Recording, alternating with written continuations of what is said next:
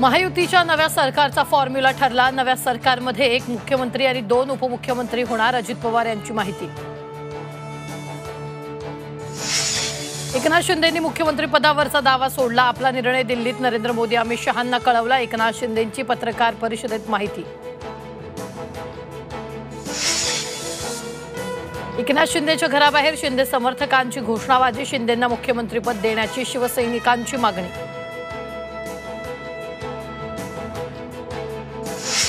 EVM बाबत supreme कोर्टाने उत्तर दिले। विरोधकांनी रडीचा डाव बंद केला पाहिजे, देवेंद्र फडणवीसांचा विरोधकांवर निशाणा।